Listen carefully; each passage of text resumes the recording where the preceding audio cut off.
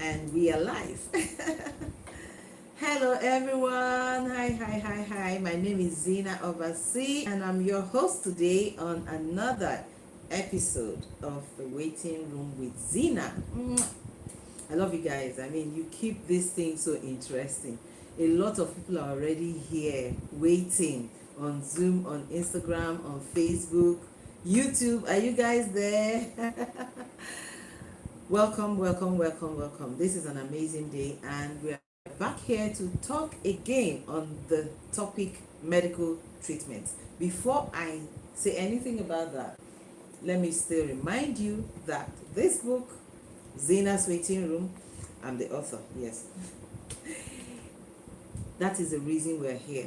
That book gave rise to this program. So for those of you who are joining us for the first time and you're wondering what that book is all about, yes, it is a book I wrote to chronicle my experiences and that of others in the waiting room.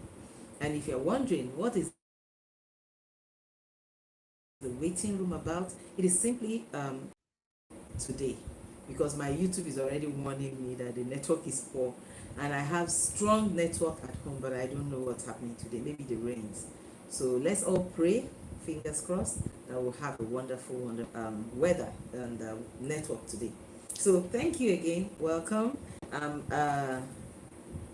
going to continue on our last topic. Last week, assisted reproductive technology. Of course, some of you know it as know a lot of them. I think a lot of people know IVF as the only. So many people think IVF is the only assisted reproductive technology system whereby you can get pregnant. There are so many others, but I'm just going to talk about a few, maybe 4 or 5 today, of which IVF is one of them, and that's why I'm starting with IVF because that's the most common. After talking about this, if there's time, I'll just share a little bit about my own experience in this area. Now, I'm not a professional, you must know that. I'm not a doctor and I didn't study anything sciences. This is just part of what I did while I was waiting. Of course, if you need something, you research, you look for it, you find it somehow. So information, they are everywhere. You get from doctors, you get from the internet, you get from people. So that's how I'm able to gather some of the experiences. When we come back in our season 2 of this program, because this is just in season 1, when we come back season 2, you guys will hear less of me and more of other people. And the medical people that we've got lined up, they're going to be talking when we come back for season 2. So for now, I'm just going to talk about a little bit of what I know. And I hope that some of the people who are waiting will take advice from them, because it will surprise you to know that so many people in the waiting room don't even know what is happening out there. I mean, I have interacted with a lot of people in the waiting room, and I am so shocked that they do not know what it means or what the waiting room is all about. So if you have someone who is waiting, tap them and tell them to come and join. Share the links with them. Send them a message and call them to join now. And if they are not able to join now, make sure you send them the links. All the links are out there to join and watch and get information. I'm seeing Taiwo Ajumobi. If this is the Taiwo Ajumobi I know, this used to be my boss. Welcome, sir. Annie Umana, welcome. I'm only seeing the names of people on Instagram. So please, if I don't call your name, don't be angry. He's that must be encouraging me. Now I'm going to sit up and do a good job. All right, so let's just go into it. I'm going to start with IVF. So many people know about IVF, in vitro fertilization. So many people know about it, but they don't really know that there are others. So I'm going to start with it and then we'll go. But first of all, what does ART mean? It just means assisted reproductive technology, which is how people get pregnant with assisted means. You know, it's just basically fertility treatment that handle both eggs and sperm and even embryos, because the embryos are also involved in this thing. How does it work? Eggs are moved from the ovaries, mixed with the sperm, and then put in, it goes somewhere else. If it is the other ones I'm going to mention, it goes somewhere else. So I'm going to start with IVF. Okay, now IVF is the most common, like I said, and it is mostly successful, but some people don't have that story. I didn't have that story. I tried twice and I didn't have that story, but some people have used it. So I'm not going to use my story to say it doesn't work. It has worked for a lot of people. I even know them personally. So different strokes for different folks, I guess. So eggs are extracted and fertilized in a special lab and then transferred back to the uterus, underlying uterus. That's where it goes. For IVF, it goes to the uterus. But in the second one, I'm going to mention that intrafallopian transfer. The intrafallopian transfer, instead of going to the uterus, the fertilized egg, which is the embryo now, goes into the fallopian tube. Goes to the fallopian tube. And this intrafallopian transfer has different types. They have basically 4 types, or 3. The gamete interfallopian transfer, the zygote intrafallopian transfer, the pronuclear stage tubal transfer, and these have different means. But I'm not going to dwell on it because most medical people would advise you against it. Number 1, it's too expensive. Anything that's more expensive than IVF, I'm not advising anybody. It's so expensive, and that's not just why I am not going to talk so much about it.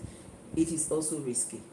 Some people have done that and have had issues of kind of what do you call it now, complications during the surgery. When you have something like multiple pregnancy in any ART, doctors advise against it. That's why most times they reduce the eggs to 2 or 1. They don't want you to have so many. But this intrafallopian transfer always most likely results in multiple pregnancy, which is risky, very risky for the mothers. And there's also the risk of organ puncture while the surgery is going on. And there's a complication, too many complications of this particular one, and the fact that it's even too expensive. So doctors do not advise patients to go for that, except for if that's the only case that you have, then the only chance you have at getting pregnant, then you can go ahead and do it. Now the third one is frozen embryo transfer, FET. Frozen embryo transfer, FET. I love this one because last week I was talking about it. You see how I jumped up when I started talking about it. Last week I did mention something about it. Now we have a lot of people, and I want to support you. There are people who get pregnant, get married, and they are not ready to start having children immediately. There's nothing wrong. 1 year they have twins, they don't have money to buy diaper, they don't have money to take care of themselves because they didn't bargain for twins, and sometimes even 1, they don't have money to take care of them, and then they'll start running up and down asking people. It strains the marriage. Trust me, money is very important for love to flow. Don't get it wrong. People will tell you women are only looking for money. That's not why. Money is very important. Even for the man, he is stressed when there is no money to provide for his family. So if you get pregnant, if you get married and you are not ready to have children, or you want to get married but your fear is that you have your career paths stretched before you, and you don't want anything to hinder that or stop that, you can choose to get married and not have children immediately. You and your husband, it actually helps with the bonding. If you live with your husband for at least 4 or 5 years, depending on your plan, I don't know. But you can do this. You can freeze your eggs. You can freeze your eggs. When you freeze your eggs, whenever you're ready, you can come back. If you want to climb the professional and career ladder, you don't have the time and the money to start having children now. Or you want to build a home. Maybe you even met your husband and shortly after you got married, you want to just enjoy your husband, you want to enjoy your wife. Nothing stops you from doing that. So please don't let anybody box you into a corner and tell you the moment you get pregnant, you get married, you must start having children. It's happening in Nigeria. So one can do that. So let's say you've done that, and then you come back after 5 years or 10 years or whatever, and you now want to get pregnant. That is where the frozen embryo transfer comes, the FET. Thawing previously IV frozen embryos and inserting them into the uterus. When it's inserted into the uterus, it will grow. See, it's been proven that this procedure is very safe, and it's as safe as fresh embryo. Some people say, thawing egg is not like the boiled chicken egg that you are cooking in your house, so it's not the same. These eggs are seen with the very tiny microscopic whatever, so it's not something that, egg, you don't imagine that. It's okay, so it's as safe and it's as good as fresh embryo, although most times they've noticed preterm babies as a result of that. That's what they've noticed. And also, not all frozen embryos survive, so rather than freeze 2 or 3, freeze 50 if you have it. If you're in your 20s, your eggs are plenty, you want to go for a master's, you want to travel to the UK or whatever, freeze your eggs. When you are ready, you can have your children, nobody will stress you. Okay, so that one is there, but then it's also very expensive. So now that I've brought your hopes up, so that's why you need to work hard. Now there's the fourth one, which is called the intracytoplastic sperm injection. Don't hear me, I'm not a doctor, okay, so I'm taking my time so I don't bite my tongue. Intracytoplastic sperm injection, that is called ICSI. This one is a procedure that is performed alongside IVF. Now last week, so much like that, okay. So when you have the sperm of, that, to assist the sperm, instead of giving it that long to swing to the egg, they use the embryologist or the embryo specialist uses a tiny needle to inject a single sperm directly into the center of the egg. So when it injects, the sperm doesn't need to start running head-and-scatter. It's there in the egg. All it needs to do is to do what? Fertilize. It just fertilizes the egg. So the chances are like 50 to 80% of success for this ICSI. Okay, the success rate is also as about it. So if God blesses you and you have children immediately, you just start carrying, thank God. But if you fall into where we are, it is well. Anyway, for fifth one, I'm going to talk about that and then I'll leave it. Third party art. This third party art is happening now. I'm bringing these things to you so that you will know that there are options. That's really why we're doing this. A lot of people just think it's only one way. Some people have the money. Yes, they do. But they cannot because they don't know. They don't have information. So that's why we're bringing this to you. There is third party art, which is third party assisted reproductive technology.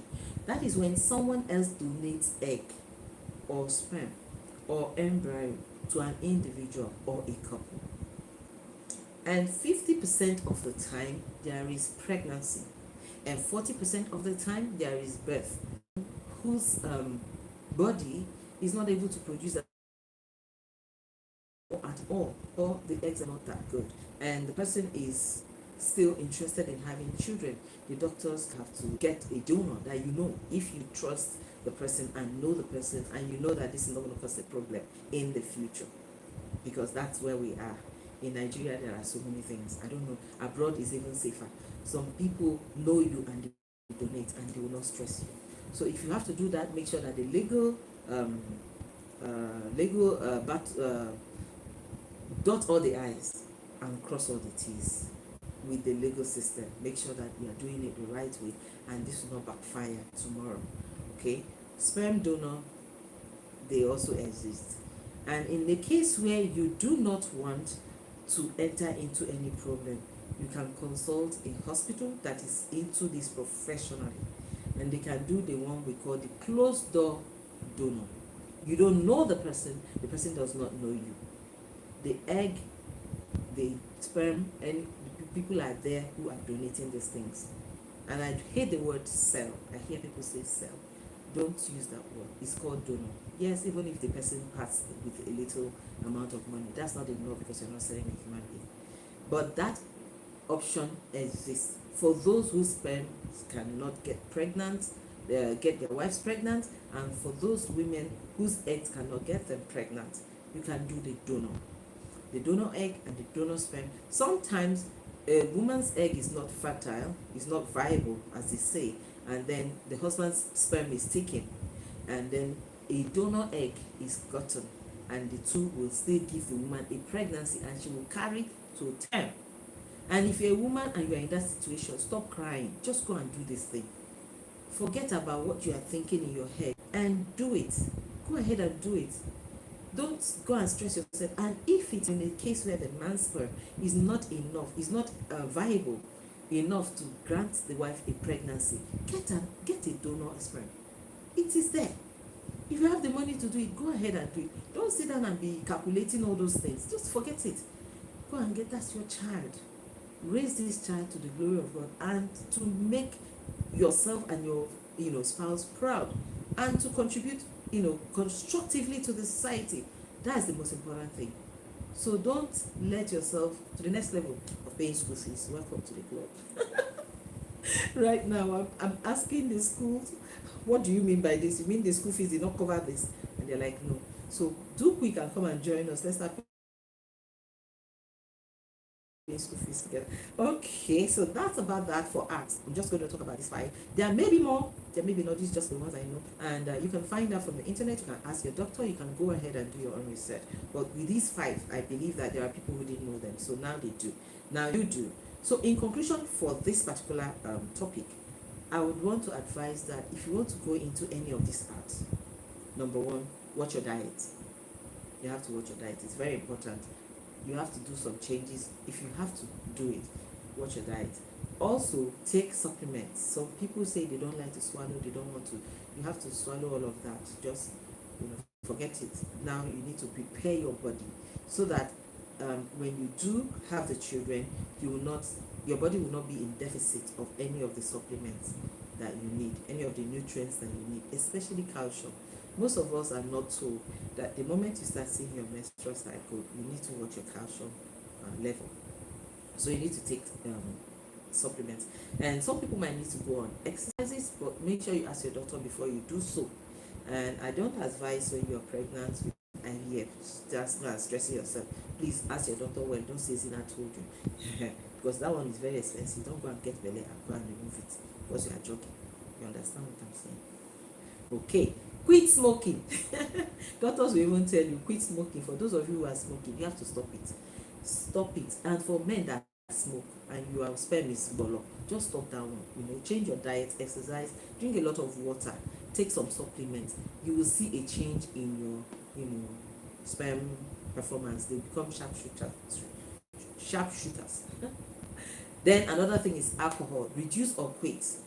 And also caffeine. Caffeine is not so good for those of you who are looking for this. You need to cut down on your caffeine. If you are that person that wants to take your coffee every morning, every afternoon, every night, you need to watch it.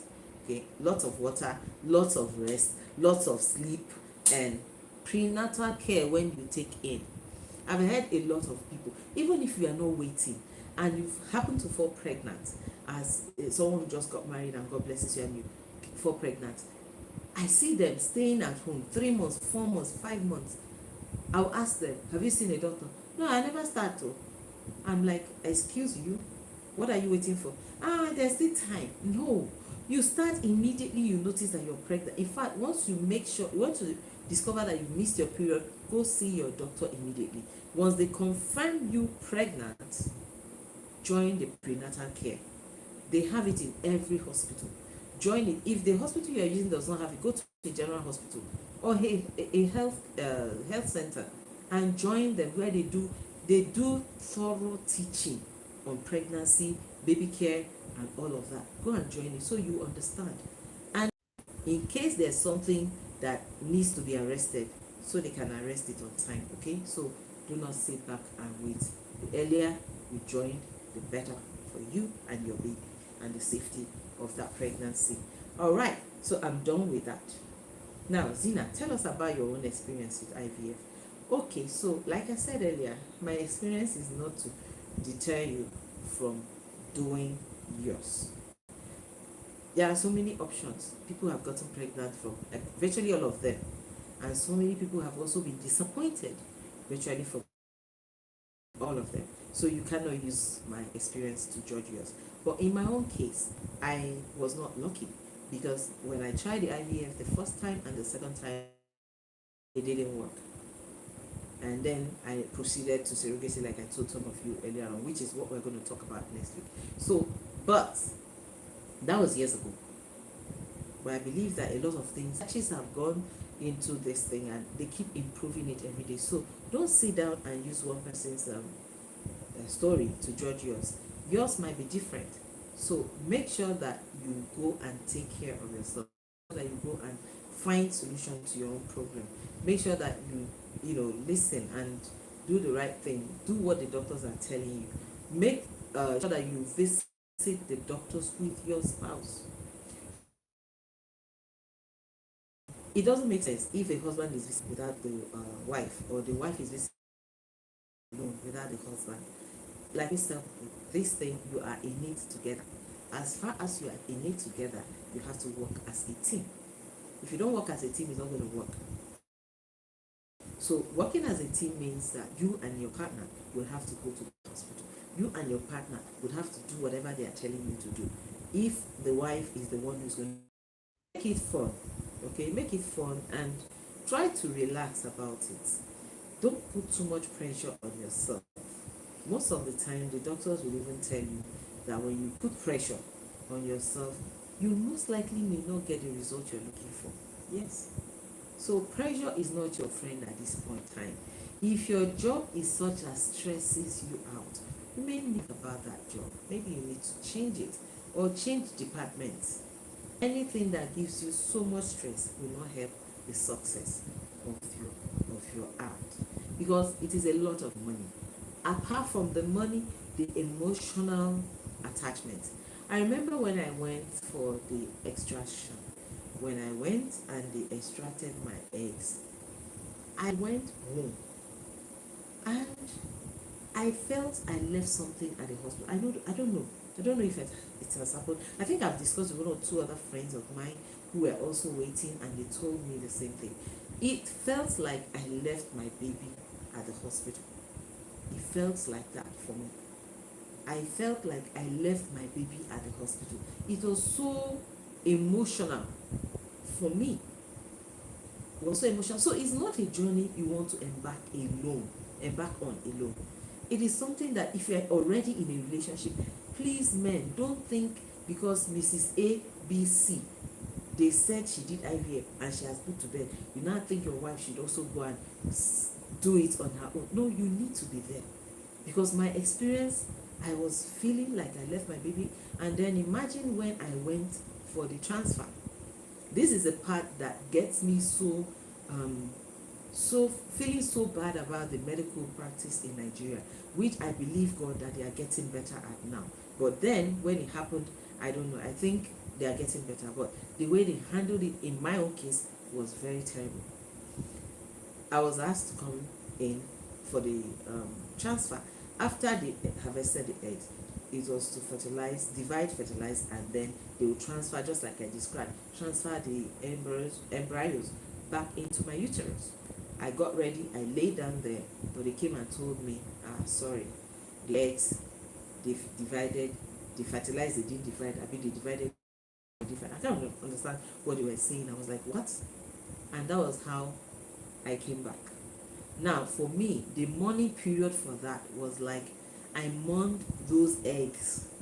You may call them eggs, but for me, it was as if my babies were dead. I mourned for months. I cried, I felt bad.